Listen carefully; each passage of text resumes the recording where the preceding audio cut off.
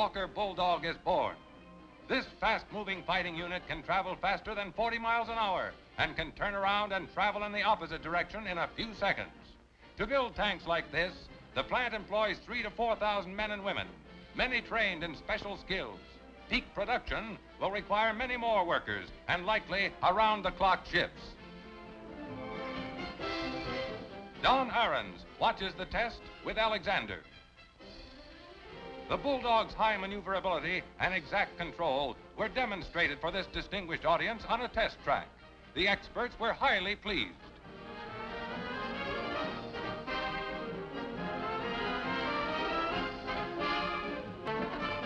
That big gun, a deadly 76 millimeter, is so controlled that it can keep on a target under all conditions and no matter how rough and violent the going.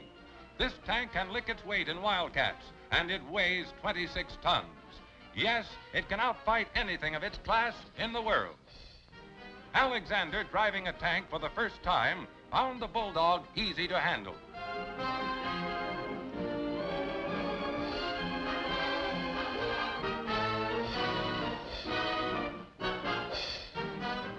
This ceremony is an important milestone in the assembly line production of this tank. It marks the result of 7 months of hard work and the installation of huge and intricate machinery in record-breaking time.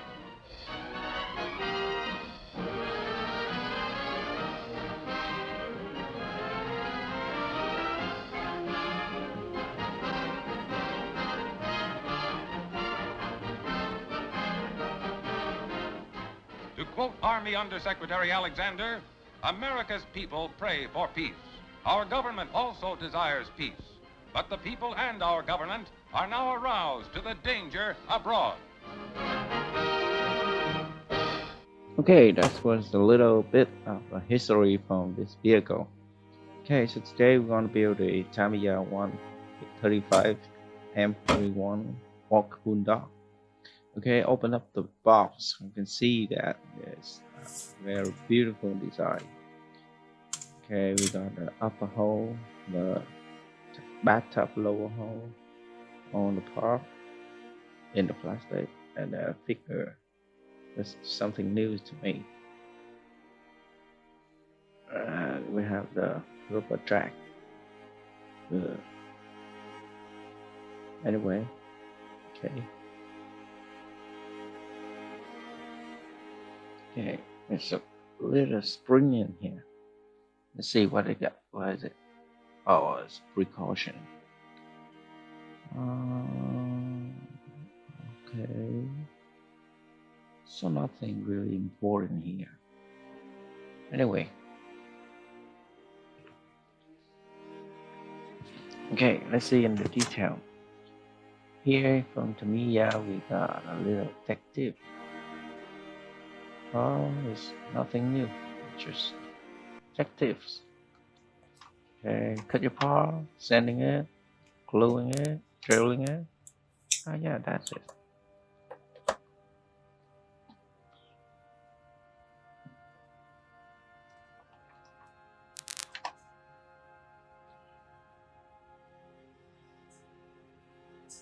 But I think this model, there won't be any drilling in here.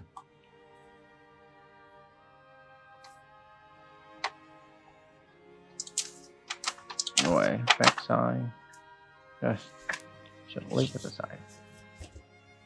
And here's the manual. Oh, we got two. Why? Oh, there are two of the same, one in English and one in Japanese. Oh, that is a waste of money. Waste of paper, anyway. So construction is very clear. So we got, yeah, show that. 3 pages, including the figure. And we have the detail marking.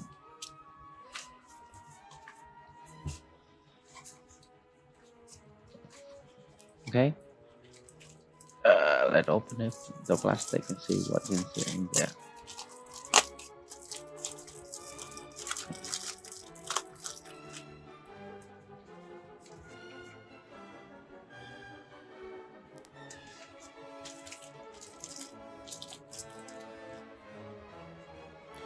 Okay, from first look, it looks pretty nice. Uh, Here come the decal.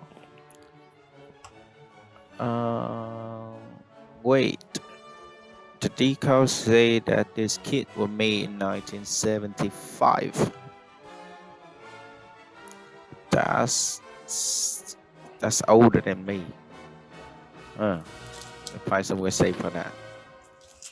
Oh, okay. Okay, the plastic looks really nice, really nice for a kit that was made in the 70s. Okay, very crisp barrel, and this is for the upper hole. All the parts seem intact. It's even better than some kit that were made today.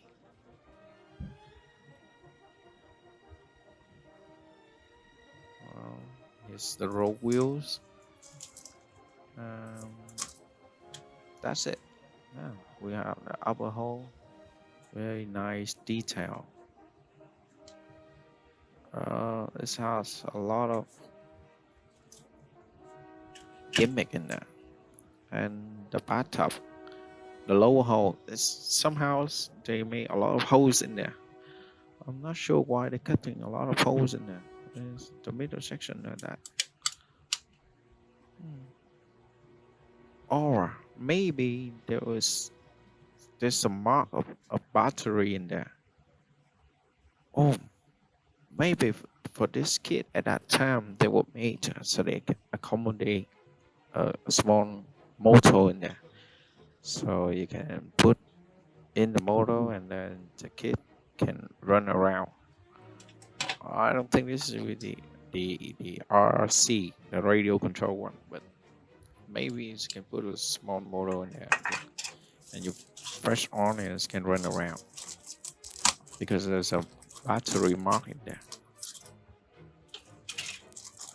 Okay, for the figure sprue, we have one commander and two soldier. And the PVC part. Oh, so the wheel this can run, which means that my theory is right. Alright.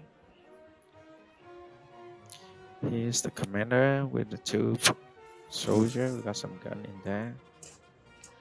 And that's it. And the rubber track outside look very good, flexible, detail. Inside is so simple. They are just some rubber pin, and then you just press it up. Not very strong. Maybe when I finish building it, gotta do something about that. Anyway, oh, it's flex. It's gonna have a little bit. All right, that's it. So let's get started. I'm sorry, you guys. I put it on my phone for recording, and I will put it hyper lapse, and I forget to turn it off. So all of the footage when I was building it is all in hyper lapse, so it's look a little bit like hyper lapse, I think. Anyway, the kit is not really interesting, so I will have some music for you guys to enjoy.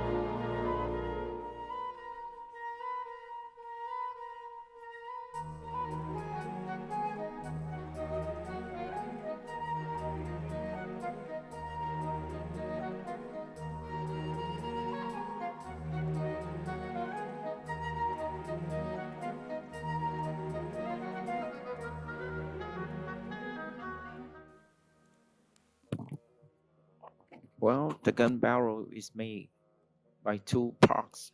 You have to treat it with caution, otherwise it will leave an ugly seam lines. You can see that I put a lot of cement in there and then I sand it down. First, I use the 600 grit, then 1000 to make it look smooth, just like the real gun barrel in real life.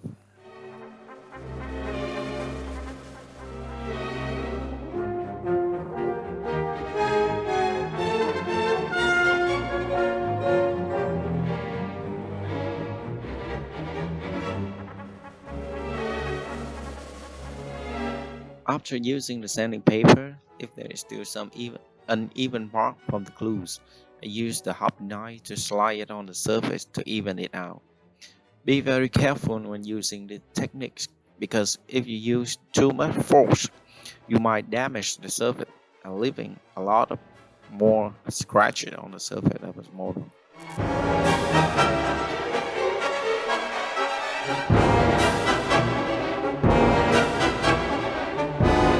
Well, it's the same with the upper home, top and the bottom parts. You have to fit and glue it very careful to eliminate the gap. If there is a big gap, we have to use some putty to patch it in there. Lucky for me, Tamiya made this kit very well. The gap is just invisible after gluing and sanding.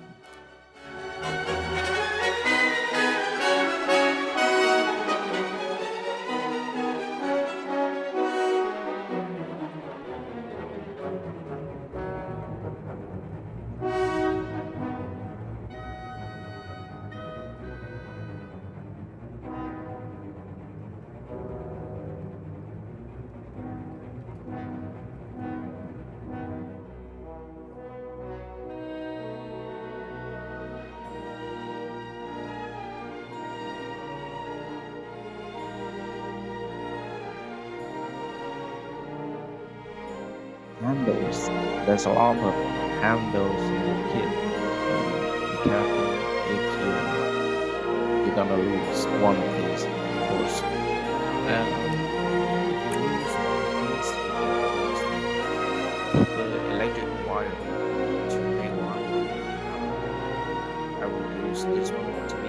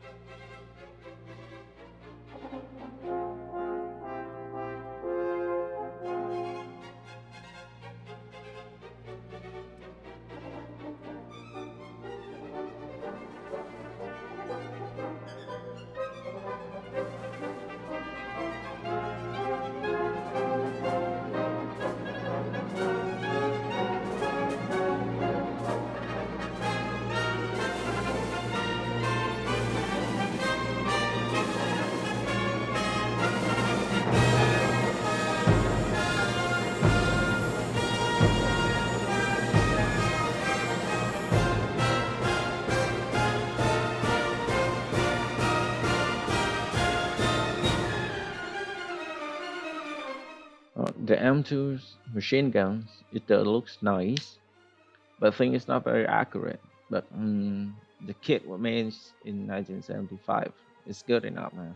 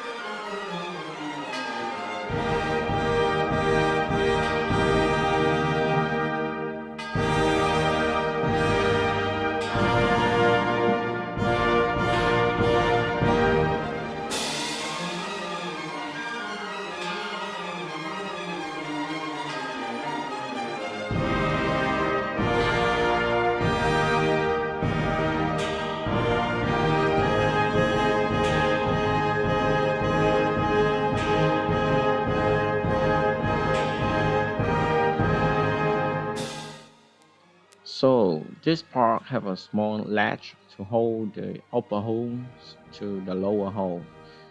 This will make so you can open it up and change the battery when needed. That's nice.